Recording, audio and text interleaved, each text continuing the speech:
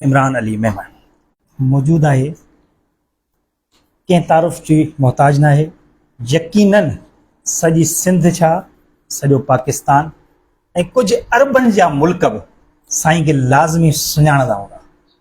मूंसां गॾु सैयद अताउल्ला शाह बुखारी साहब। अस्सलाम वालेकुम सर। वालेकुम अस्सलाम। ठीकु आहियो? ख़ैरियत आहे? दुआऊं अल्हम्दुलिल्लाह। माशाल्लाह वॾनि उहिदनि ते ऐं नथो सम्झां त कोई अहिड़ो सरकारी उहिदो जंहिं ते तव्हां न हुजो या न रहिया हुजो, उन जे बावजूद बि न को तकबुर, न को वॾाई, न कोई का अहिड़ी शइ जेका हिन वक़्त जे ऑफिसरनि में हूंदी आहे। वजह छा आहे? महिरबानी, अल्लाह तव्हांखे वधाए। अल्लाह जा एहसान नाले मोहम्मद जा ख़ानदानी असर इहो आहे जे असांजे ख़ानदान में कॾहिं वॾाई रही कान्हे ऐं इहा ख़ानदानी विरासत आहे अल्हम्दुलिल्लाह। स्पेशल सेक्रेटरी ऐं गोरख हिल डेवलपमेंट जा अथॉरिटी जा चेयरमैन बि।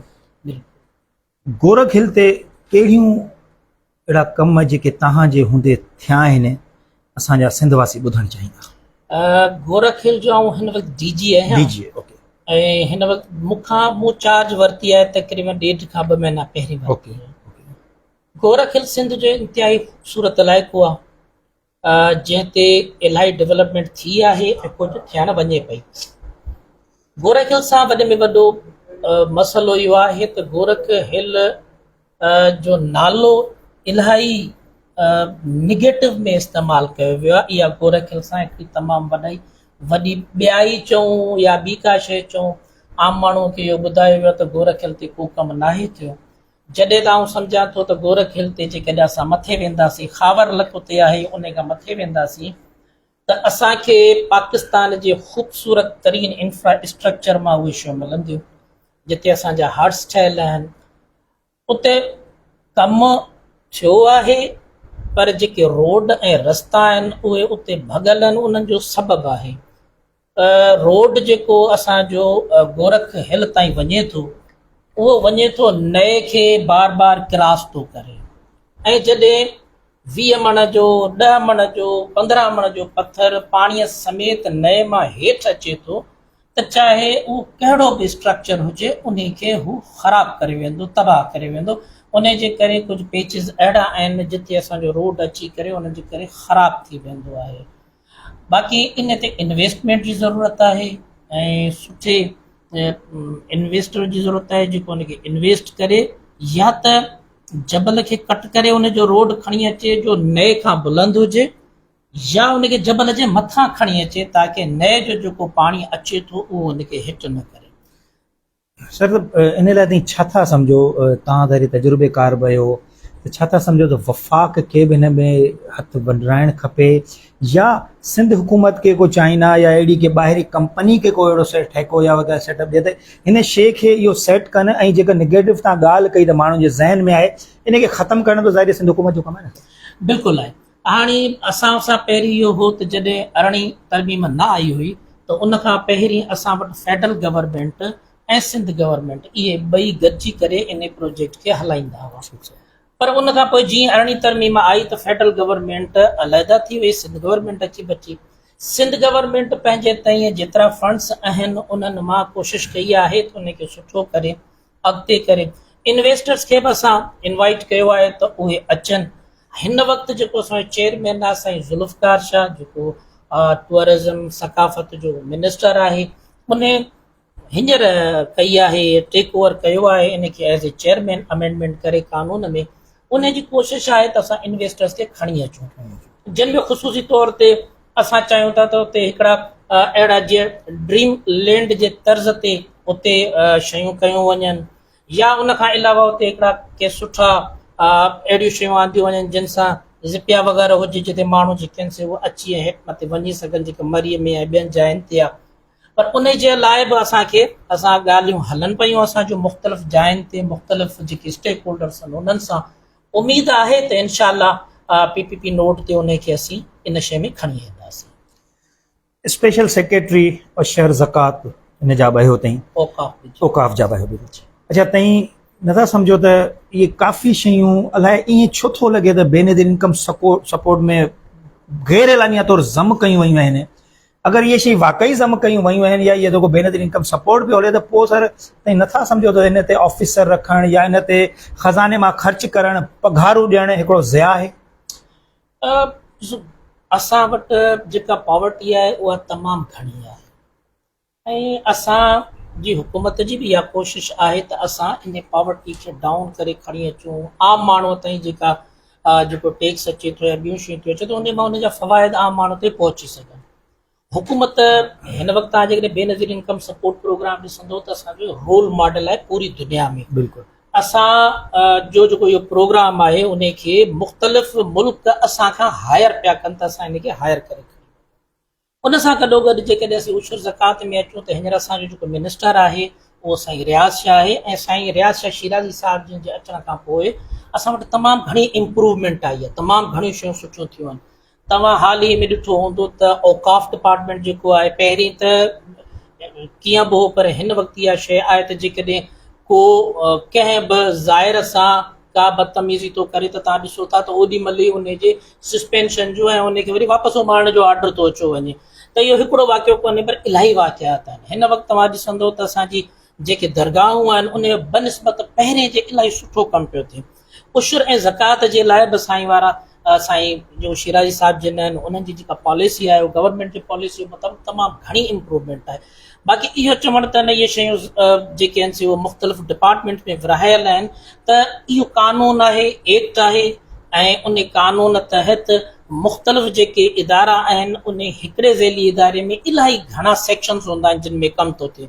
जेकॾहिं असीं सेंट्रलाइज़ेशन शयुनि जी करे छॾींदासीं त उन सेंट्रलाइज़ेशन सां शयूं हेठि कोन वञी सघंदियूं। बाक़ी इंसान आहे, इंसान ग़रीब हुजे अमीर हुजे हुकूमत में हुजे ॿाहिरि हुजे गांव वारो हुजे या जेको ज़मींदार हुजे, हर हिकु इंसान ग़लतियूं करे थो। इंसान ग़लतीअ जो बुनियादी तौर ते ग़लतीअ जो ई घर आहे पर उन्हनि ग़लतियुनि मां बि असां सिखी करे उन्हनि शयुनि खे अॻिते वधाइण जी कोशिशि कंदासीं त उहो वधीक बहितर आहे। अताला साईं हिन वक़्तु भला जेका सिचुएशन आहे ज़कात लाइ या उशर जेको बि मामिलो आहे इन जो क्राइटेरिया भला छा आहे ऐं टाउन सतह ते असांखे त ख़बर पई त यूसी सतह ते बि इन जा चेयरमैन रखिया वेंदा त ताकी इहो हिकिड़ो मुनसिफ़ाना तरीक़ो थिए विरहाइण जो। इन जो थोरो क्राइटेरिया असांखे ॿुधाईंदो? काफ़ी अहिड़ा दोस्त हूंदा जंहिंखे इन जे बारे में ख़बर बि न आहे। असल में असांजो जेको गवर्नमेंट जो जेको क्राइटेरिया आहे उन मुताबिक़ त जेको ज़कात ऐं उशर जो पैसो आहे उहो हिकिड़े आम माण्हू ताईं जेको उनजो अहल आहे उन ताईं पहुची सघे। असांजे जेके हेठि जा चेयरमैन आहिनि जेके यूसी सतह ते हुजनि या वरी डिस्ट्रिक्ट सतह ते हुजनि या असांजो ज़कात डिपार्टमेंट जेको पूरो डिपार्टमेंट आहे उन जूं इलाही शाखूं आहिनि। मिसाल लाइ को हिकिड़ो अहिड़ो बीमार आहे जेको पैसा नथो भरे सघे उन जे लाइ अलॻि खां गवर्नमेंट उन्हनि खे सपोर्ट कंदी आहे। कुझु अहिड़ा हूंदा आहिनि जेके इलाही डिसेबिलिटी में हूंदा आहिनि उन्हनि खे सपोर्ट कंदी आहे। यानी मुख़्तलिफ़ जेके बि जंहिं बि खे सम्झो वञे थो उनजो हिकिड़ो पूरो प्रोफार्मा आहे उहो प्रोफार्मा भरे ॾिबो आहे। यकीनी तौर ते गवर्नमेंट ऑफ पाकिस्तान हुजे गवर्नमेंट ऑफ सिंध हुजे या दुनिया जी का बि गवर्नमेंट हुजे उहो 100% त कंहिं ते रीच नथी करे सघे पर ला कानूनी तौर ते मैक्सिमम रीच थी सघे जेतिरी मैक्सिमम रीच जेका आहे उहा इंसान ईअं करे सघे थो त जेकॾहिं कंहिंजी असरटेनमेंट करणी आहे कंफर्मेशन करणी आहे वेरिफिकेशन करणी आहे त उहो उते जे इलाइक़े जो माण्हू कंदो। पर हिते त हालत इहा आहे जो तव्हीं अगरि ज़िले चेयरमैन या ज़कात के चेयरमैन खे ॻोल्हियो था त उहो तव्हांखे मिलण लाइ बि तयारु कोन्हे। इन्हनि शयुनि खे आख़िर कीअं कवर करे सघिजे थो? छो जो माण्हुनि जी रड़ियूं हूंदियूं आहिनि त न को यूसी सतह ते को ज़कात जो माण्हू मिले थो न को ज़िले सतह ते मिले थो। असां मिसाल जे तौर ते मुसाफ़त कयां पियो त मटियारी ज़िले जे चेयरमैन खे मुंहिंजी ताईं मटियारी ज़िले में ॾिठो ई न आहे त इन शयुनि खे कवर कीअं करे माण्हू? असल में जेकॾहिं असीं ॿाहिरि वेही करे इहे ॻाल्हियूं कंदासीं ठीकु त उहे मुनासिबत खां अलॻि हूंदो। सही आहे। पर जेकॾहिं इहे सभु शयूं असां उते ऑफिसुनि में वञूं त असांखे ख़बर पए गवर्नमेंट ऑफ सिंध तमामु वॾे ख़र्च सां सुठे नमूने सां असांजा ऑफिसर उते विहारिया आहिनि। उते असांजी बिल्डिंग्स उते मौजूदु आहिनि। सिर्फ़ु हिकु या ॿिनि माण्हुनि जे करे असीं पूरे डिपार्टमेंट ते नथा अची सघूं त उहो सॼो ख़राबु आहे। पर इहो आहे त असां जेकॾहिं वञी करे माण्हुनि ते अप्रोच कंदासीं जंहिंखे जंहिं शइ में ज़रूरत आहे त उहो उन ऑफिस ताईं ईंदो त उनखे उहा मोट मिलंदी। आउं नथो सम्झां त असांजी कंहिं बि ऑफिस मां को अहिड़ो माण्हू वापसि ना उमेद थी आयो हुजे जंहिं अची चयो ऑफिस में वियुसि पर मूंखे जेकॾहिं ऑफिसर या असांजो को नुमाइंदो आहे उहो मौजूदु हो ऐं उन मूंखे एंटरटेन न कयो। हाँ, इहा अलॻि शइ आहे त जेकॾहिं ऑफिसर आहे या को नुमाइंदो आहे कंहिं सबब जे करे, मिसाल आहे हींअर इमरजेंसी पई हले त हींअर रेन इमरजेंसी में उन्हनि जूं ॿियूं ड्यूटियूं आहिनि, थी सघे थो कंहिं ड्यूटीअ जे करे, कंहिं कमकार जे करे, कंहिं कोर्ट जे करे, कंहिं मीटिंग जे करे, कंहिं ॿी शइ जे करे उहो पंहिंजी ऑफिस में ॿाहिरि त वञी सघे थो, पर इहो आहे त असांजूं सभई ऑफिसूं जेके आहिनि से अलहमदिल्ला फंक्शनल आहिनि। अदब सां चाहत तव्हांजी तमामु घणी, इहो आउं सम्झां थो ख़ानदानी विरसो आहे तव्हांजो, या तव्हां सिर्फ़ु अदब जा चाहत रखो था, बाक़ी ॿियो फैमिली में नथो लॻे? न, मुंहिंजो ॾाॾो जेको आहे उहो मज़हबी माण्हू हो ऐं उन हिकिड़ो किताबु रोशन मसलक लिखियो हो 80s में। ठीकु आहे। उन सां गॾोगॾु मुंहिंजो जेको नानो आहे सैयद हाजी मुकीम शाह, उन जी मुकमल हिकिड़ी लाइब्रेरी आहे जंहिंमें तक़रीबन 3.5 खां 4,000 किताब मौजूदु आहिनि। ऐं अलावा इज़ी जेकॾहिं असीं ॾिसूं त असांजे हल्के में सादात बरादरी में जेका मुंहिंजा सौट सम्झो त सैयद इमदाद अली शाह साइश बुखारी बज़ात ख़ुदि शाइर आहे, साईं ख़ालिस बुखारी असांजो उहो मुंहिंजो कज़न आहे, उहो शाइर आहे। त ईअं कोन्हे मुंहिंजी इहा हिकिड़ी अदबी लिहाज़ खां लिखत या अदब ॾा लाड़ो ख़ानदानी लिहाज़ खां ई आहे। पसंदीदा शाइर? शाह अब्दुल लतीफ़ भटाई। अच्छा, ज़िंदगी जो को तलख़ लम्हो या तलख़ अहिड़ी का थी हुजे तव्हां सां जेका हिन वक़्तु बि यादि अची थोरो डिस्टर्ब थींदा हुजे? न, अल्हम्दुलिल्लाह अहिड़ी त का तलख़ हक़ीक़त कान्हे जेके माण्हू यादि करे ऐं चवे माज़ी आहे। ऐं जॾहिं बि इंसानु अॻिते वधंदो आहे त पंहिंजे माज़ीअ खे मजबूरन बि दफ़न करिणो पवंदो आहे। बाक़ी अलाह जा लख एहसान आहिनि इन शइ ते त भई को अहिड़ो हुजे जेके माण्हू करे त बाबा हीअ शइ, अहिड़ो को बि लम्हो मुंहिंजे लाइ कोन्हे। शाह साहब, शादी भला हिकिड़ी ॿ औलाद? बाबा हिकिड़ी, पाण मोबाइल बि हिकिड़ो रखूं, सिम बि हिकिड़ी, त घर वारी बि हिकिड़ी। बीजो को इरादो शौक़? बाबा अल्लाह ख़ैर करे त हिन वक़्तु त कोन्हे, हालात ई अहिड़ा आहिनि जे ईमानदारी जी ज़िंदगीअ मां हिकिड़ी घर वारी हली सघे थी। औलाद सद केतिरी आहे? अल्हम्दुलिल्लाह 2 न्याणियूं। 2 न्याणियूं आहिनि, पुट जो औलाद न आहे? न, अल्हम्दुलिल्लाह। अच्छा, अक्सर असां ॾिसंदा आहियूं त ॻोठनि में न्याणियुनि खे पढ़ाइण जो, न्याणियुनि खे कढण जो रिवाज तमामु घटि आहे। हाणे त ज़ाहिरी शौर अची वियो आहे, छा तव्हांजे पासे बि अहिड़ी के शयूं आहिनि या न? पहिरीं जेका शादीअ खां पहिरीं मुंहिंजी दुआ हुई उहा इहा हुई त या अल्लाह मूंखे जेको पहिरियों औलाद थियो उहो न्याणीअ जो औलाद थियो। ऐं तंहिं वक़्तु ई जनाब फ़ातिमा ज़हरा सलामुल्लाह अलैहा जे लक़ब उम्मे अबीहा जे तहत मूं तय करे छॾियो हो त मूंखे पहिरियों न्याणीअ जो औलाद थींदो ऐं आउं हुनजो नालो उम्मे अबीहा रखंदुसि। ऐं अल्हम्दुलिल्लाह ॿीअ जी बि ख़्वाहिश आहे ऐं मूंखे 30 जी बि न्याणी जी ख़्वाहिश आहे। यानी इहे घर चवंदा त बाबा पुटु थिए, मुंहिंजो पुट ऐं ॾिसां थो त सभिनी खे छॾे वेंदा, न्याणी जेका आहे न उहा आला ऐं उत्तम आहे। न्याणीअ जो पढ़ाइणु इंतिहाई ज़रूरी आहे ऐं अल्हम्दुलिल्लाह असांजे सॼे ख़ानदान में जेके बि न्याणियूं आहिनि उहे सभु मुख़्तलिफ़ जायुनि ते बि बरसरे रोज़गार आहिनि ऐं पढ़ाई जे लिहाज़ खां अल्हम्दुलिल्लाह माशाअल्लाह। कुझु टाइम पहिरीं गणप पे थी औकाफ़ खाते जे तरफ़ां सभिनी दरगाहुनि जे चंदे पेतिनि जी, कलंदर साईं जी बि चूंड थी, पैसा ॻणिया विया, 2.5 करोड़ रुपया शायदि को हिकिड़े ॾींहं में लाइ, वधीक घटि वधि हूंदा बहरहाल। उन जे फौरन 2 ॾींहंनि खां पोइ तव्हांखे उतां हटायो वियो, वजह छा हुई? गवर्नमेंट जो डिसीशन आहे। आऊं त हिकिड़ी ॻाल्हि वाज़ह चवंदो आहियां ऐं दोस्तनि सां बि कंदो आहियां त बाबा सरकारी नौकर पाण वटि आहे महीनेदार वांगुरु। उहो महीनेदार जंहिंखां मालिक खपे त गाह कराए, थोरो पढ़ियल आहे त वरी जेको सो नाइब करे रखी छॾे त भाउ तूं मैनेजर ई हिननि जो, अञा जेकॾहिं वधीक ज़रूरत अथसि उन खां खणी जेको मालिक खे गाह ॾियारे। सो जेको सरकारी नौकर हूंदो आहे उहो सरकार जो नौकर आहे, उहो हाणे उन खे किथे बि रखनि। पर मुंहिंजे लाइफ में अल्हम्दुलिल्लाह 20 सालनि में मुंहिंजो 40 ट्रांसफर्स थी चुकियो आहे। उन जे लाइ इहा सम्झो था त इहो ईमानदारी जो फल आहे? न, ईमानदारीअ जो फल त अल्हम्दुलिल्लाह अल्लाह ॾिनो आहे। जे आउं हींअर 20 ग्रेड में वेठल आहियां ऐं हींअर अल्लाह ऐं आले मोहम्मद जा लख एहसान आहिनि जे हिन वक़्तु बि जेकॾहिं ईमानदारीअ जे लिहाज़ खां ऐं कमकार जे लिहाज़ खां ऐं सिधी ॻाल्हि करण जे लिहाज़ सां कंहिंजो नालो ईंदो त अल्हम्दुलिल्लाह 4 मां 5 नालो मुंहिंजो हूंदो। अताला साईं नज़र अचे पियो, ॻाल्हि कटियां थो तव्हांजी, छो जे मूं बि काफ़ी दोस्तनि खे अप्रोच कई हूंदी जेके 20 ग्रेड में आहिनि, 19 ग्रेड में आहिनि, उहे इहो चई पोयां हटी वेंदा आहिनि त न यार असांखे सरकार जे तरफ़ां मना थियल आहे। पर तव्हां मूंसां गॾु वेठा आहियो, तव्हां सम्झा त मुंहिंजी ख़ुशि नसीबी इहो तव्हां बिल्कुलु सही था ॻाल्हि चओ। अच्छा, ख़बरूं कुझु हलियूं हुयूं त तव्हांजे उते जा जेके गादी नशीन आहिनि या उते जा जेके मुज़ाविर वग़ैरह आहिनि तव्हां उन्हनि खे हिसो ॾियण खां मना कयो, इन में का सदाकत? न, असल में दरगाह में हिकिड़ी शइ क्लियर कंदो वञा त लाल शहबाज कलंदर सरकार जेको आहे उन जे दरगाह में कंहिं बि सिंगल माण्हू जो हिसो कोन हो। अच्छा, इहा वेस्ट पाकिस्तान 1962 जे एक्ट जे तहत टोटल ख़्याल आहे गवर्नमेंट जी। असां जेको बि गादी नशीन हूंदो उनखे इहा इज़त ॾींदा आहियूं त जेॾी महिल को प्रोग्राम थिए त हुनखे इज़त ॾेई अॻियां कंदासीं। जेकॾहिं हुननि जा महिमान अचनि था त असां उन्हनि खे जेके उते जो सौगात उहे जेके शयूं आहिनि उहे ॾींदासीं, या वधि में वधि एतिरो हूंदो आहे त जेके मख़सूस ॾींहं हूंदा आहिनि उनमें दरगाह खोले उनखे अंदरि वञण जी इजाज़त ॾींदा आहियूं। बाक़ी दरगाह जे अंदरि कंहिं बि माण्हूअ जो, चाहे उहो गादी नशीन हुजे चाहे को ॿियो हुजे, उन में कंहिंजो को अहिड़ो को इंटरफेयर कोन हूंदो आहे जिते पाण चऊं त कंहिंखे ॾियूं, त उनजे करे इहो सवाल ई पैदा कोन थो थिए।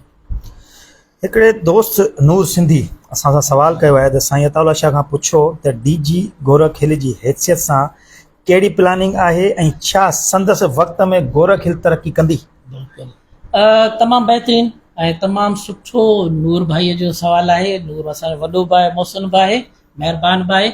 यकीनी तौरु इनशाअल्लाह असांजो प्लान इहो आहे त जेका गोरख हिल आहे सभ खां पहिरीं त इन जे लाइ असां जेको रोड आहे, इंफ्रास्ट्रक्चर आहे, उनखे थोरो नई से तरतीब ॾियूं। पहिरीं शइ इहा ताकी उहो बग़ैर बारिशुनि जे ऐं जेका नए आहे उन जे पाणीअ खां डिस्टर्ब न थिए। नंबर 2 त असांजा उते कुझु इनकम्पलीट कम रहियल आहिनि, असीं चाहींदासीं त उन्हनि खे एतिरो सुठे नमूने सां कंप्लीट करे वञूं जे जेके माण्हू आहिनि उन्हनि खे उते आसान ऐं सहूलियत मिली सघे। ऐं ॿी हिकिड़ी शइ जेका इंतिहाई अहम आहे उहा इहा आहे त असांजो खावर लक आहे। खावर लक हिकिड़ो पोरो लक आहे, थोरी बि बारिश पवंदी आहे त उतां जेके जबल आहे उहो मिटीअ वांगुरु हेठि वहंदो आहे, पर उन जे बिल्कुलु ई पासे मां हंजर पंप स्टेशन आहे। हंजर पंपिंग स्टेशन 4 किलोमीटर जी आहे। उन 4 किलोमीटर में जेको बि जबल अचे थो उहो पको पुख़्तो आहे, तमामु मज़बूत आहे। असां उन 4 किलोमीटर खे जेकॾहिं तामीर कराए वेंदासीं त इनशाअल्लाह असां वटि तमामु घणी जेका आहे न उहा विज़िटर्स जी आमद थींदी।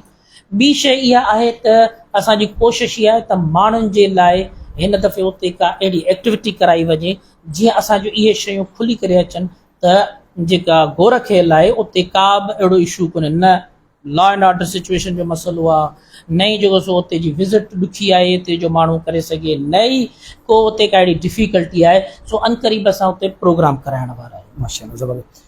त जेके तव्हां ॿुधायो त चंदे जा पैसा जेके बि थींदा आहिनि इहे ज़ाहिरी हुकूमत जे जमा थींदा आहिनि खज़ाने में, इनखे भला सर ख़र्च कीअं कयो वेंदो आहे? छो अक्सर असां ॾिठो आहे त सहूलियतूं दरगाहूं ते इलाही घटि आहिनि। आम माण्हू लाइ बि सम्झो त जेके हुते बीठा हूंदा आहिनि दरगाह ते उहे बि सम्झो उन्हनि खां पैसा फुरण में पूरा हूंदा आहिनि। या रिसेंट में हिकिड़ो वीडियो वायरल थी त कलंदर शहबाज़ ते कंहिं चाचे पैसा घटि ॾिना त पोयां हुनजो मफलर हुन छिके वरितो। इन ते बि कार्रवायूं वग़ैरह थींदियूं आहिनि। इहे ख़र्च भला हिसाब कीअं थो थिए हिन जो? जेके बि चंदे जे पैतुनि मां न फ़क़ति लाल शहबाज़ कलंदर, पर उन खां तव्हां सम्झो त रोहड़ीअ खां वेंदे कराचीअ ताईं जेतिरो बि सामान निकिरंदो, पैसा निकिरंदा आहिनि, पैसनि खां अलावा उन में ॿियूं शयूं बि हूंदियूं आहिनि जीअं ज़ेवरात आहे, डॉलर्स आहिनि, उहे सभु जूं सभु बैंक जे अमले जी मौजूदगीअ में हिकिड़ो फार्म आहे, उन फार्म खे भरे करे ऐं उते डिपॉज़िट कयूं वेंदियूं आहिनि। उहा डिपॉज़िशन जेका आहे न गवर्नमेंट ऑफ सिंध जे अकाउंट में अची वेंदी आहे, ख़ज़ाने में अची वेंदी आहे। हाणे वधीक हुजनि या घटि हुजनि, पर उहो सॼो गवर्नमेंट ऑफ सिंध जे फाइनेंस डिपार्टमेंट में हली वेंदी आहे ऐं असां उन फाइनेंस डिपार्टमेंट मां हिकिड़ो हिसो वठी ऐं पोइ उन खे वरी पंहिंजी दरगाहुनि ते ख़र्चु करणु। ईअं कोन्हे त मिसाल आहे जेकॾहिं हिकिड़ी दरगाह था 2.5 खां 3 करोड़ निकिरनि था त इहे सभु औकाफ़ वटि था अचनि। इहे 2.5 खां 3 करोड़ गवर्नमेंट ऑफ सिंध वटि था वञनि। पोइ गवर्नमेंट ऑफ सिंध जीअं ॿियनि डिपार्टमेंट्स खे ॾींदी आहे, अहिड़े नमूने सां असांखे उनजो जेको बजट अलोकेशन आहे उहा ॾींदी आहे। हाणे इहे जेका बजट अलोकेशन आहे उहा असांजे औकाफ़ डिपार्टमेंट में मुख़्तलिफ़ शयुनि ते इस्तेमालु कई वेंदी आहे। मिसाल आहे औकाफ़ डिपार्टमेंट में हीअं सचल सरमस्त आहे, उते जेकॾहिं हींअर हिकिड़ो कमु आहे, असांजो प्रोजेक्ट उते आहे जंहिंमें उनखे असां रिपेयर पिया करियूं, या कुझु अहिड़ा इलाइक़ा आहिनि, दरगाहूं आहिनि जिन दरगाहुनि जी रिपेयर मेंटेनेंस जेका आहिनि उहा आहे। असां वटि दरगाहुनि जो तादाद तमामु घणो आहे ऐं उन मां इहे जेका बजट अलोकेशन आहे जंहिंजे लाइ असीं स्कीमूं ठाहींदा आहियूं उन्हनि सभिनि ते बैक वक़्तु उन्हनि ते कमु करणु इंतिहाई जेको ॾुखियो आहे। हींअर माहम बीबी ते जेको कमु हले पियो हाई कोर्ट जे तरफ़ां त उहो बि उन सतह जे मुताबिक़ पियो हले। त मुख़्तलिफ़ जेके दरगाहूं आहिनि उन में जेके इम्प्रूवमेंट्स आहिनि उहे बाक़ी ज़रूरत आहे त असां इन्हनि खे अञा वधीक सुठो ऐं लाइक़ु करियूं जे असां वटि विज़िटेशन तमामु घणी थिए, माण्हू जेके विज़िट कनि उहे तमामु घणा हुजनि। असांजो फोकस जेको आहे उहो सिर्फ़ु ऐं सिर्फ़ु वञी रहियो आहे जेके सिंध आहे उन जे ग़रीब तबिके मां जेके माण्हू अचनि था उते, पर असांखे उन सां गॾोगॾु उन्हनि माण्हुनि ते फोकस करणु घुरिजे जेके पंजाब खां अचनि, केपी खां अचनि, ॿाहिरि मुल्क खां अचनि। असांजी दरगाहूं जीअं अचनि था, मिडल ईस्ट खां अचनि था, त उन्हनि जे लाइ बि इहे शयूं करणु घुरिजनि। ऐं हिते घणो करे साईं रियाज़ शाह शिराज़ी साहिब जिन हींअर फोकस हिन शइ ते रखियो आहे त आम माण्हूअ खे हिते जिते जिते वॉशरूम जी ज़रूरत आहे त उते वॉशरूम वधि में वधि ठाहिराए ॾिना वञनि, उन ते माशाअल्लाह ज़बरदस्त। औकाफ़ खातो शाहूकार खातो चवराइबो हो, छा वजह आहे जो हिन वक़्तु माण्हुनि जे ज़हन में इहे ॻाल्हियूं आहिनि, जा ऑफिसर बि काफ़ी मथां चवनि था त भई खसारे में औकाफ़ खातो कॾहिं बि शाहूकार खातो रहियो कोन्हे। हा, बाक़ी इहा शइ ज़रूरु चई वई आहे त जेके उन सां मुंसलिक गादियूं आहिनि उहे ज़रूरु शाहूकार रहियूं आहिनि, पर औकाफ़ खातो एतिरो शाहूकार न आहे रहियो। औकाफ़ खातो 1962 में वेस्ट पाकिस्तान एक्ट खां पोइ जेके दरगाहूं खयूं आहिनि त उन्हनि खे रिपेयर करणु, उन्हनि ते कमु करणु जेको आहे असां वटि फंड्स जेके आहिनि उहे हिकिड़े बजटरी एलोकेशन में वेंदा आहिनि। बाक़ी औकाफ़ खातो जेको पंहिंजे हड़ वड़ कमु करे पियो उहो आहे। ऐं उन सां गॾोगॾु ऐं हिकिड़ी जेका सुठी शइ चवंदो हलां उहा इहा आहे त ॾिसो उॾेरो लाल जी दरगाह उहा औकाफ़ खाते में कान्हे का, पर उॾेरे लाल जी दरगाह जेका आहे उन ते हुनजी कम्यूनिटी तमामु घणो ख़र्चु कयो आहे, हुन जो किरोड़नि में ख़र्चु थियल आहे ऐं उहो तमामु सुठो कमु थियल आहे। असां बदकिस्मती असांजी इहा थी वेंदी आहे त असीं जेॾी महिल का शइ हुकूमत जे हवाले कंदा आहियूं त पोइ असीं सम्झंदा आहियूं त इहा ज़िमेदारी सिर्फ़ु ऐं सिर्फ़ु हुकूमत जी आहे, आम माण्हू उनखे ओन कोन थो करे, आम माण्हू खे बि ओन करणु घुरिजे। मिसाल आहे जेकॾहिं असीं अचूं था त दरगाहुनि जो न फ़क़ति एतिराम थियणु घुरिजे, पर उन सां गॾोगॾु असां उतां का शइ अहिड़ी खणी न वञूं जे ज़ंजीरुनि में गिलास असांखे ॿधी रखणा पइजी वञनि। त असांजूं पंहिंजूं ज़िमेदारियूं बि आहिनि, असांखे पंहिंजूं ज़िमेदारियूं बि ईअं ई निभाइणु घुरिजनि।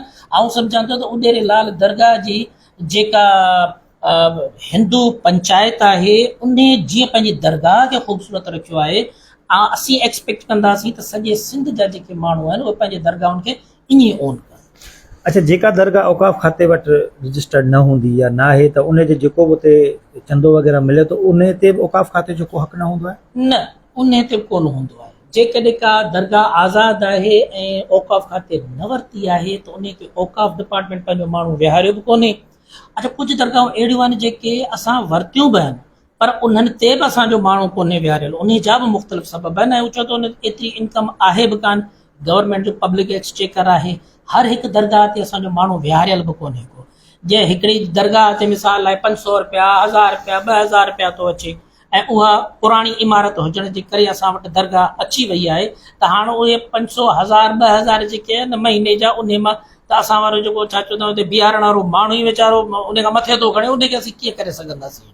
त उन करे हर दरगाह जेका दरगाह आहे उहा औकाफ़ में कान्हे, हेरिटेज में ज़रूरु आहे। हेरिटेज में जेके पुराणियूं इमारतूं आहिनि उहे ज़रूरु अचनि थियूं, कल्चर डिपार्टमेंट उनखे खणे थो, पोइ जॾहिं उहो ॾिसंदो आहे त हाणे सफ़ा ख़तमु पई थिए त पोइ हेरिटेज जे फंड में या उन जी मद में कोशिशि कंदो आहे त उनखे रिपेयर या उनखे कुझु लोकेशन ॾेई सघे।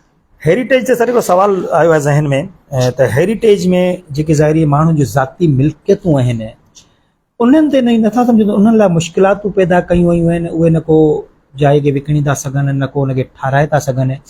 इन जो भला तरीक़ो छा आहे ऐं उन्हनि जे माण्हुनि ते हिकिड़ी लटकियल तलवार लटकी पई आहे, इनखे भला ख़तमु कीअं कजे? उनजो हिकिड़ो आसान तरीक़ो आहे, छो त ॾिसो हेरिटेज जेका बि इमारत असीं खणंदा आहियूं उहा घटि में घटि 100 साल पुराणी, ठीकु, उनजी हिकिड़ी तारीख़ हुजे। तारीख़ खां पोइ जॾहिं असां हुनखे हेरिटेज डिक्लेयर कयो त जेके बि हुनजा ओनर आहिनि, असां ईअं कोन था चऊं त हाणे हुनजी एक्टिविटी ते ख़तमु थी वई, पर असीं चऊं था त उहे असांजे डिपार्टमेंट वटि अचनि ऐं असांखे अची ॿुधाइनि त असां हीअ शइ करण था वञूं, ताकी असांजो डिपार्टमेंट उन्हनि माण्हुनि खे गाइड करे, एडवाइज़ करे त पोइ जेकॾहिं तव्हां हीउ कमु हिन नमूने सां कंदव त हीउ तव्हांजो कानूनी बि हूंदो, तव्हांजो कमु बि थींदो ऐं इमारत खे बि को नुक़सानु कोन पहुचंदो। हेरिटेज जूं तमामु घणियूं इमारतूं या हेरिटेज जूं असांजूं जेके लेक्स आहिनि उहे अहिड़ियूं हूंदियूं आहिनि जिन तां असांखे इंटरनेशनल फंडिंग थींदी आहे। जेकॾहिं असां इन्ही उन्हनि खे डिमोलिश करणु शुरू करे ॾिनो, जेकॾहिं असां इन्ही उन्हनि ते बेअतनाई कई त पोइ इंटरनेशनली असांजो नालो ख़राबु थो थिए त भाई हीअ असांखे डिक्लेयर कराए ऐं पोइ आख़िर में हीअ शइ था कनि। उन जे करे जंहिंखे बि कमु करिणो आहे असां कंहिंखे बि कोन मना कयो आहे। हींअर जेकॾहिं असांजी कमिशनर कराची जी हेरिटेज जी बिल्डिंग डिक्लेयर थियल हुई, उन्हनि असांखे चयो त असां हिनखे कमु कराइणु चाहियूं था, त उनजी हिकिड़ी कमेटी ठहियल आहे, उन वटि उन्हनि दरख़्वास्त दाख़िल कई, उनखां पोइ असां उन्हनि खे इजाज़त ॾिनी ऐं उनखां पोइ उन्हनि कानूनी तौर ते उहा शइ कराई। अहिड़े नमूने सां जेको बि कराइणु चाहे थो त पहिरीं हेरिटेज डिपार्टमेंट वटि अचे, हेरिटेज डिपार्टमेंट उनखे कानूनी पंहिंजूं जेके शयूं आहिनि उहो करे ॾींदो। भले सर माण्हुनि जीअं ॾिसो न करोड़ रुपया ॾेई इहे जानकारी वरितियूं बि आहिनि कुझु साल पहिरीं, या जीअं मिसाल जे तौरु जेको 20 साल पहिरीं जॾहिं हीअ डिपार्टमेंट कोन हो तॾहिं हुन ॾींहुं पैसा ॾेई वठिबो, हाणे त उहो सर न को विकिणी था सघनि, त उन्हनि लाइ त सर प्रॉब्लम त आहे न। ॾिसो हेरिटेज डिपार्टमेंट को 20 या 50 साल पहिरें जो कोन्हे को। हेरिटेज डिपार्टमेंट जेको आहे उहो तमामु पुराणो डिपार्टमेंट आहे। जेके डंडो त सर हाणे खयो आहे न, पहिरीं डंडो न खयो। पहिरीं असांजो मिसाल आऊं तव्हांखे ॾींदो, कराचीअ जूं इमारतूं तमामु घणियूं अहिड़ियूं आहिनि जेके एतिरियूं त पुराणियूं थी वियूं आहिनि जो हुन में विहण बि मुनासिबु कोन्हे, त उन्हनि खे मां बि माण्हू कढणु, उनजे किरण जो अंदेशो हूंदो आहे त बारिशुनि में उनखे गवर्नमेंट जो कमु हूंदो आहे पासे ते करे छॾणु। जेकी अहिड़ी इमारत आहे त उनखे रिपेयर करण बि गवर्नमेंट जो ई कमु आहे। असां हेरिटेज में उनखे आणींदे इन जे लाइ आहियूं त जेकॾहिं किथे को नुक़्स पैदा पियो थिए त उनखे वरी असीं ठाहे ओके करे सघूं। हाणे उन जे असां उन ते कब्ज़ो कोन था करियूं, पर हुननि खे असीं सपोर्ट था हिकिड़ी शइ सां करियूं। त उहा ही असां अहिड़ियूं तमामु घणियूं इमारतूं आहिनि कराचीअ में जेके हेरिटेज जे मद मां ठाहिराए ऐं उन्हनि ई माण्हुनि जे हवाले कयूं, रहनि बि उहे था, विहनि बि उहे था। हुननि उहा परचेज जॾहिं बि कई हूंदी, सेल कई हूंदी, त उन्हनि खे लाज़मी तौर ते हेरिटेज डिपार्टमेंट जे थ्रू कई हूंदी। बाक़ी हिकिड़ा माण्हू अहिड़ा आहिनि जेके शयुनि खे लिकाए करे असां वटि घणो करे इहो हूंदो आहे त फलाणे जी बनी विकामजी, ख़बर ई कान पई त पाड़े वारे खे त इहा बनी विकाणी या कान विकाणी। हाणे उन में ॿियनि जा बि हिसा हूंदा आहिनि, पोइ आख़िर में असीं कोर्टुनि जा चकर पिया काटींदा आहियूं। त जेको जेकॾहिं अहिड़े नमूने सां का शइ ख़रीद थो करे अंडर हैंड कंहिं ॿिए सां थो वञो ख़रीद, छो प्रॉपर्टी त हुननि जी पंहिंजी आहे, त पोइ जेकॾहिं उहा करे थो त लाज़मी उन में ॾुखियाई ते पेश ईंदी। हीउ सवाल तव्हां खां उर्दू में थो कयां, छो जो हैदराबाद जा काफ़ी दोस्त प्रोग्राम ॾिसंदा आहिनि। हैदराबाद के वो दोस्त जो ज़ाहिर इन चीज़ों के लिए परेशान है जिनने हेरिटेज की बिल्डिंग्स खरीदी हैं, ख़ास करके शाही बाज़ार हो, ऐसे काफ़ी ऐसे इलाके हैं जहां लोग ये बिल्डिंग्स खरीद कर परेशान हो गए, उनका कोई हल हम तालो साहब से पूछ लेते हैं। सर, जिन लोगों ने ये बिल्डिंग्स खरीद ली हैं, अक्सर मेरे पास फ़ोन आते हैं कि यार ये हमने बिल्डिंग्स खरीद ली हैं और हमें हेरिटेज डिपार्टमेंट वालों ने परेशान बहुत किया, कुछ कर नहीं देते, उनके लिए कोई मैसेज जो आगे इन परेशानियों से ये लोग बच जाए? देखिए, हेरिटेज डिपार्टमेंट बजाते खुद है ही इसी वजह से कि जो भी लोग हेरिटेज की बिल्डिंग्स में बैठे हुए हैं उनके मसाइल हल करें, उनका काम ही है। मेरी उन सब दोस्तों से गुजारिश होगी कि सबसे पहले एक बात को ज़रूर इंश्योर करें कि जब आप कोई पुरानी बिल्डिंग ले रहे हैं, कोई ऐसी बिल्डिंग ले रहे हैं जो 100 साल से पहले की है, तो उससे सबसे पहले NOC अपने हेरिटेज से लें कि क्या उन्होंने इसको डिक्लेयर तो नहीं किया हेरिटेज। लोग कहते हैं कि जी ये बिल्डिंग बड़ी पुरानी है, अब हम रह नहीं रहे, आप काइंडली ऐसा करके इसको खरीद लें, फिर इस पे जो है ना कोई और चीज बना दीजिएगा। वो तो बंदा पैसे लेके चला गया, लेकिन आपकी इतनी बड़ी इन्वेस्ट है तो काइंडली हेरिटेज डिपार्टमेंट हमारे पास मौजूद है, आप उससे कम से कम कंसल्ट तो करें कि सर जी ये चीज बड़ा मेहरबानी हमें NOC दे दे ताकि हम इस चीज को कर सकें। अगर किसी की भी कोई भी दोस्त जो समझता है कि जी हेरिटेज बिल्डिंग जो है उसमें उसके लिए कोई तकलीफ है, तो साईं हमारे जो MP मिनिस्टर साहब हैं जुल्फ़िकार अली शाह साहब, उन्होंने हेरिटेज और एंटीक्विटीज़ डिपार्टमेंट के जो DG हैं उनको खुसूसी तौर पे ये बात, फतह शेख साहब हमारे बहुत ही अच्छे ऑफिसर हैं, उनको ये डायरेक्शंस दी हुई हैं कि जी जो भी जिसका भी मसला है वो हमारे रीजनल ऑफिस से राब्ता करें, इंशाल्लाह जिस हद तक होगा हम उसको हल करके उनको देंगे। ज़बरदस्त। हिकिड़ो बस सवाल आख़िरी सर, उनखां प्रोग्राम वाइंड अप कंदासीं। अक्सर दरगाहुनि ते, मज़ारुनि ते उहे कम थियनि पिया जेके पहिरें दौर में न थींदा हुआ। मिसाल जे तौरु मंशियात आहे, गाना वॼाइण आहिनि, डांस वग़ैरह आहे, माना जेके बि ख़राफ़ात आहिनि हिन माहौल जूं उहे थियनि थियूं। इन जी भला केरु थो करे, पुष्पनाई केरु थो करे, या औकाफ़ खातो इहो रोके नथो सघे? अब इन में पहिरीं त हिकिड़ी शइ तव्हांखे थोरो काइंडली वाज़े कंदो। जी जी जी जी।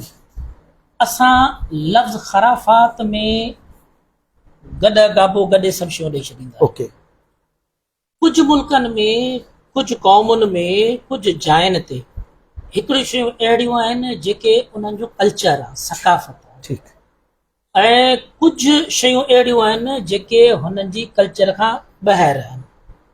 जेका शइ बेहयाई में अचे थी उहा कल्चर में शामिल कान्हे का, कान्हे, ऐं बिल्कुलु दुनिया जो को बि जेको मुहज़ब मुआशिरो आहे उनखे बर्दाश्त कोन कंदो आहे।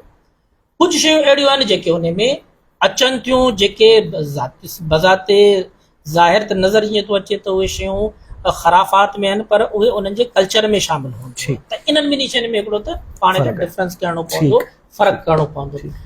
ॿियो त जेका मुनशियात आहे उहा सिर्फ़ु दरगाहनि जो मसइलो कोन्हे को, असांजे पूरे सिंध जो मसइलो आहे। ऐं आउं ज़ाती तौर ते सम्झां थो त मनशियात जे वाहिपे में असांजे पूरे मुआशिरे जो हथ आहे। जंहिंजो भाउ मुंशियात विकिणे थो उहो बि इन्वॉल्व आहे, छो त उहो पंहिंजे भाउ खे कोन थो मना करे। उन ॻोठ जो चङो मौलवी पंहिंजे मस्जिद जे ख़ुतबे में मुंशियात जे ख़िलाफ़ कोन थो ॻाल्हाए। उते जे ॻोठ जो चङो मुड़ुसु जेको आहे उहो उन्हनि खे छॾाइण जे लाइ पंहिंजे ज़ोरे बागू इस्तेमालु कंदो आहे, उनखे प्रोटेक्शन थो ॾिए। जेके असांजा चङा मुड़ुस आहिनि, जेके असीं जिन खे चऊं था त शऊरी तौर ते चङा आहिनि, उहे इन ते ॻाल्हाइण खां बि डिॼनि था। ऐं बदकिस्मती एतिरे क़दुरु वधी वई आहे जे असांजे घटनि खां वेंदे करे हाणे स्कूलनि ऐं मस्जिदुनि में बि इहा शइ अची वई आहे। ऐं हिन चैनल जे तवज़ु सां ऐं हिन आवाज़ जे तवज़ु सां ऐं सभिनी सिंध वारनि खे ऐं हिकिड़ी माना ईअं सम्झो त हथ ॿधी ऐं अर्ज़ु कंदुसि त तव्हां जेकॾहिं कुझु नथा करे सघो, कुझु नथा करे सघो, कुझु नथा करे सघो, जेकॾहिं तव्हांजो भाउ, तव्हांजो मासात, तव्हांजो सौट, तव्हांजो ॻोठ वारो, तव्हांजो पाड़ेसरी मुंशियात में आहे, इन्वॉल्व आहे, मुलविस आहे, उन खां सोशल बाइकाट करे, सोशल बाइकाट करे उनखे चओ आहे तूं अहिड़ो ऐं जंहिंसां वेहण मुंहिंजे लाइ मुनासिब कोन्हे, आउं वञा थो। सोशल बाइकाट त करे सघूं था। जेके मुनशियात विकिरो था कनि, असीं उन्हनि खे चङो मुड़ुसु ठाहे शादियुनि में पटका था पारायूं। बाबा सिंधी क़ौम तबाह पई थिए।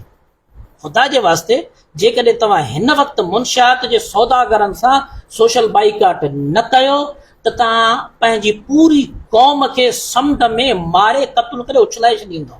सो आउं तव्हांजे तवज़ु सां, तव्हांजे हिन चैनल जे तवज़ु सां, इहो सॼे मुआशिरे जो मसइलो आहे।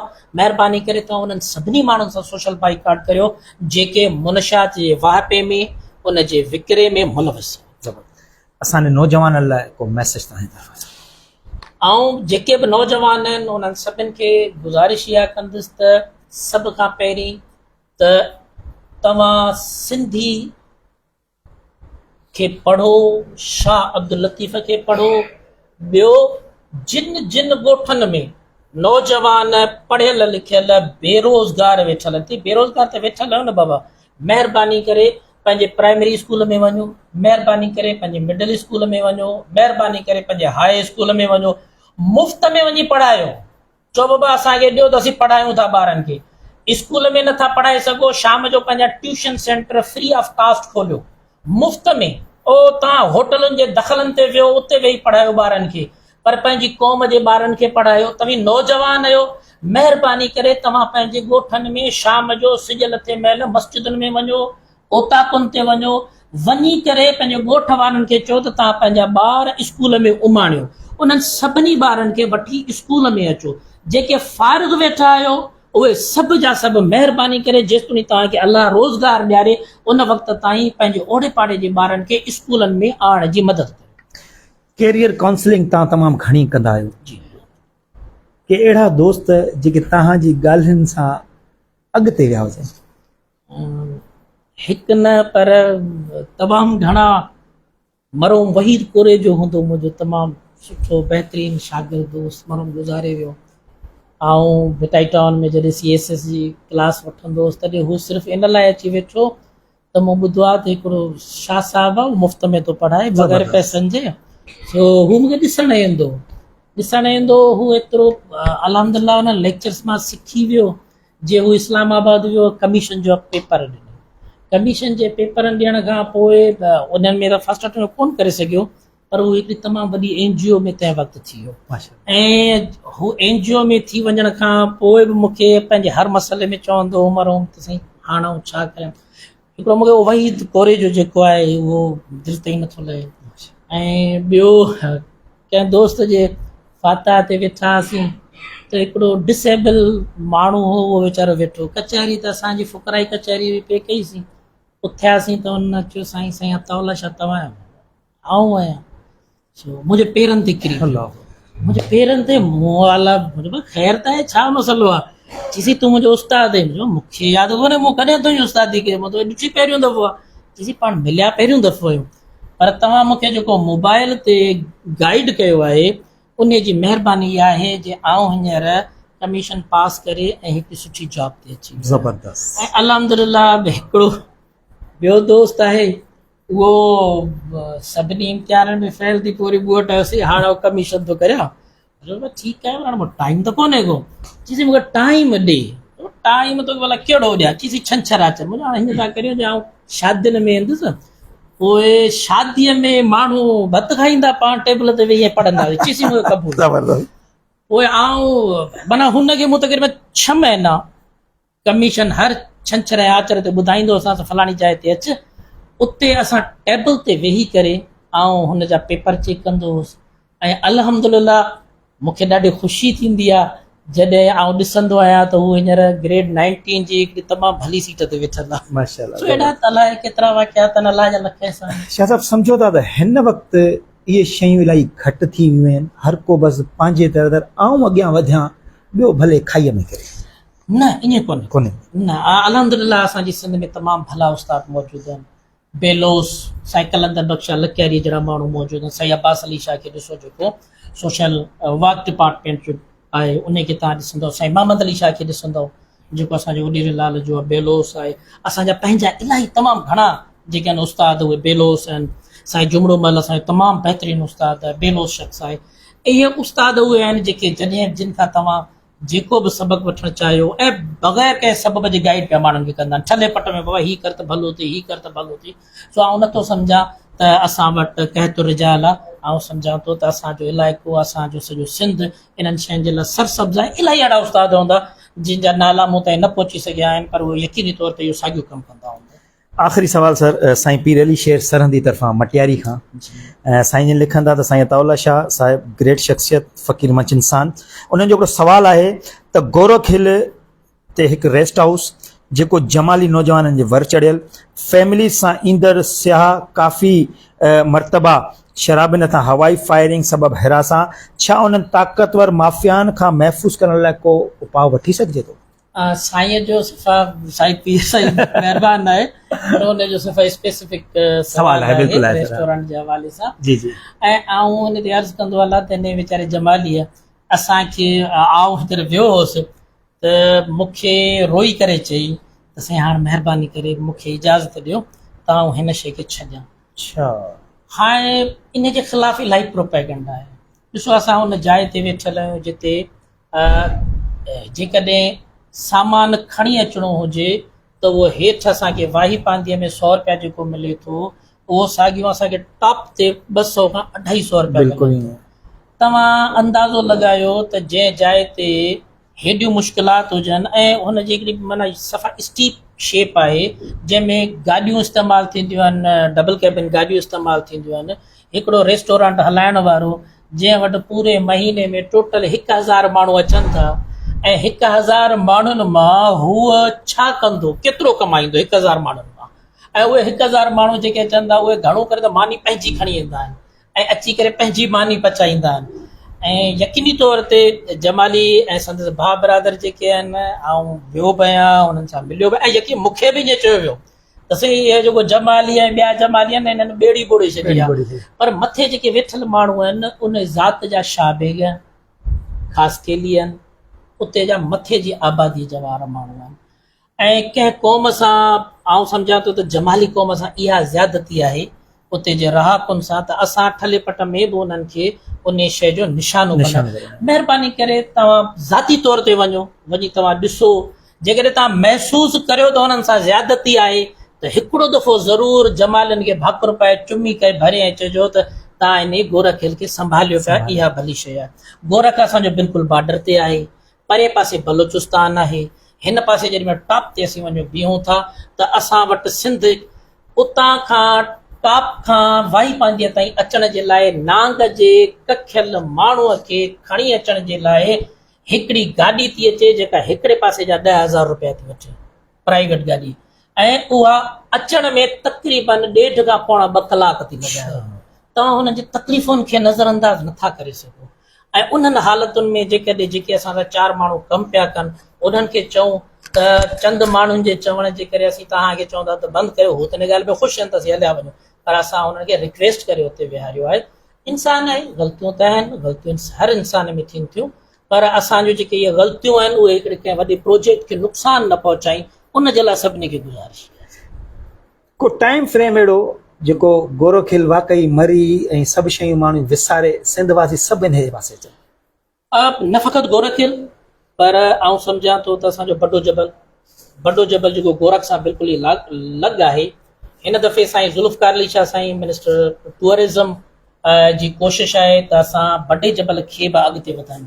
सिंध में तमामु घणा अहिड़ा इलाइक़ा आहिनि जेके हर वक़्तु तव्हांखे 35 to 37 डिग्री ते मिलंदा, जिन मां बॾो जबल बि हिकु आहे। बॾो जबल ते इनशाला हींअर असां मच कचेरी करणु वञूं पिया।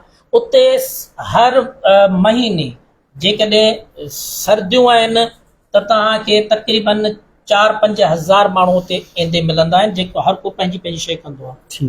ऐं बिल्कुलु एग्ज़ैक्टली इन जेको गोरख आहे उन जो जेकॾहिं रस्तो सही थी वञे त उन रस्ते जी सुठाई जे करे जेको आउं हंजर पंपिंग स्टेशन खां चवां पियो, हंजर पंपिंग स्टेशन खां 4 किलोमीटर रोड जेकॾहिं असीं ठाहे छॾींदासीं त इनशाला ईंदड़ वक़्त में असांखे हर महीने घटि में घटि 10,000 खां मथे जी विज़िटेशन मिलंदी। इहे शयूं ॿुधूं सर सालनि खां पिया, पर उमेद आहे जल्द थींदी। उमेद आहे त इनशाला जल्द थींदी, पर तव्हां इहा बि शइ ज़हन में रखो त कुदरती आफ़तुनि सां जहिड़ो इंसान जे वस जी ॻाल्हि बिल्कुलु न आहे। जॾहिं जबल तां न लहे थी त तव्हां बोनेर वारा वाक़िया ॾिठा आहिनि।